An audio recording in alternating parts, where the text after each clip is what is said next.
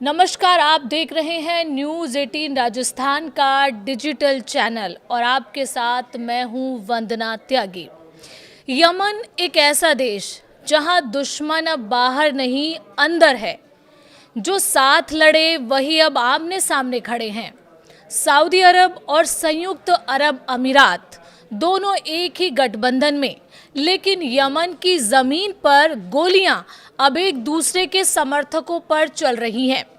आइए सबसे पहले बात करते हैं यमन के गृह युद्ध की और वो कैसे शुरू हुआ। कहानी शुरू होती है साल 2014 से।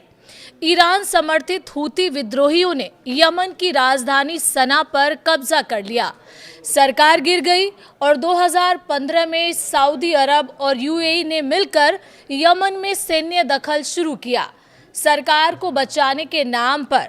लेकिन ये जंग लंबी होती चली गई। हजारों मौतें, भूख, तबाही और दुनिया का सबसे बड़ा मानवीय संकट। झगड़ा असल में किस बात को लेकर था, अब इस पर बात करते हैं।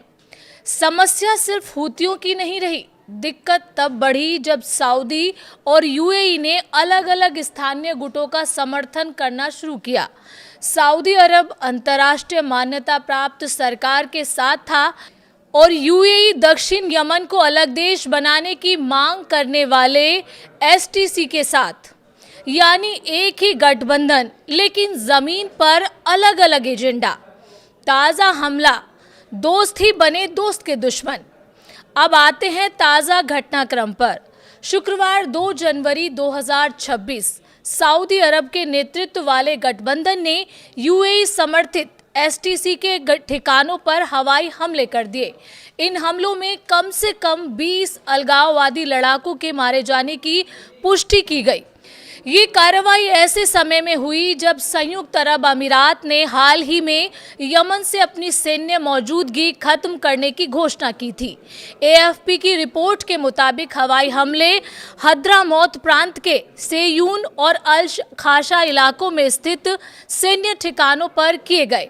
हमलों में एक सैन्य अड्डे और हवाई अड्डों को भी निशाना बनाया गया, जिससे क्षेत्र में हवाई गतिविधियां ठप हो गई। कई घंटों तक किसी भी विमान की आवाजाही नहीं हो सकी, जिससे आम नागरिकों में भी डर का माहौल बन गया। एसटीसी से जुड़े अधिकारियों ने कहा कि मारे गए सभी लोग उनके लड़ाके थे जो इन सैन्य ठिकानों पर तैनात थे। ये पहली बार है जब हाल के महीनों में सीधे एसटीसी के ठिकानों को निशाना बनाया गया है। इन हवाई हमलों से पहले यूएई ने घोषणा की थी कि उसने यमन से अपनी अंतिम सैन्य टुकड़ी भी वापस बुला ली है। अबू धाबी ने साफ किया है कि वो क्षेत्र में तनाव कम करना चाहता है। हालांकि इससे पहले मुकल्ला बंदरगाह पर हुए हमले को लेकर विवाद भी सामने आया था, जहां कथित तौर पर हथियारों की खेप को निशाना बनाया गया। यूएई ने इन आरोपों को खारिज करते हुए कहा था कि वो केवल वाहनों की खेप थी। एसटीसी के एक प्रवक्ता ने इसे अस्तित्व की लड़ाई बताते हुए कहा कि वो कट्टरपंथ के खिलाफ संघर्ष कर रहे हैं। वहीं हद्रामौत प्रांत के सऊदी समर्थित प्रशासन का कहना है कि ये अभियान किसी राजनीतिक या सामाजिक समूह के खिलाफ नहीं है, बल्कि इसका मकसद सैन्य ठिकानों पर कब्जा जमाना है। सऊदी सैन्य सूत्रों ने चेतावनी दी है कि अगर एसटीसी ने अपने लड़ाके वापस नहीं हटाए तो हमले जारी रह सकते हैं। सबसे बड़ा सवाल यही है कि क्या यमन 2 हिस्सों में बंटने जा रहा है। सऊदी अरब और यूएई दोनों ही लंबे समय से यमन की अंतर्राष्ट्रीय मान्यता प्राप्त सरकार के समर्थन में दखल देते रहे हैं, लेकिन अब यही गठबंधन अंदर से टूटता नजर आ रहा है। दोनों खाड़ी देश जमीन पर अलग अलग प्रतिद्वंदी गुटों का समर्थन कर रहे हैं। दक्षिण यमन में एसटीसी अब खुलकर कह रहा है युद्ध शुरू हो चुका है। एसटीसी ने आरोप लगाया है कि सऊदी समर्थित जमीनी बलों ने उस पर हमला किया है, जिसे सऊदी वायुसेना के हवाई हमलों का भी समर्थन मिला है।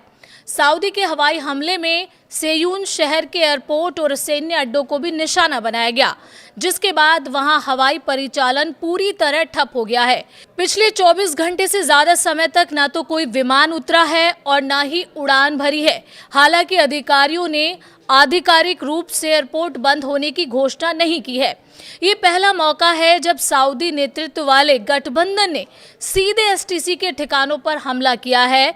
इससे पहले दिसंबर की शुरुआत में एसटीसी ने हदरमौत और मेहरा प्रांत के लगभग सभी इलाकों पर कब्जा कर लिया था, जिनमें तेल से जुड़ी अहम सुविधाएं भी शामिल हैं। उसी के बाद से सऊदी अरब और यूएई समर्थित गुटों के बीच तनाव तेजी से बढ़ा है। इस बीच आरोप प्रत्यारोप का सिलसिला भी जारी है। एसटीसी का आरोप है कि उससे कहा गया है कि ठिकाने शांतिपूर्वक लिए जाएंगे, लेकिन कुछ ही मिनटों में हवाई हमले कर दिए गए। ये हमारे अस्तित्व की लड़ाई है। सऊदी समर्थित प्रशासन का ये जवाब है कि ये किसी समूह के खिलाफ युद्ध नहीं, सिर्फ सैन्य ठिकानों पर नियंत्रण की कार्रवाई है। यमन की जंग अब सिर्फ सत्ता की नहीं, भरोसे की लड़ाई बन चुकी है, जहां दोस्त और दुश्मन की पहचान धुंधली हो गई है। और सवाल यही है कि क्या यमन को शांति मिलेगी या ये जंग एक नया बंटवारा लिखेगी। इस पूरे मसले पर आपका क्या कहना है, कमेंट करके जरूर बताएं।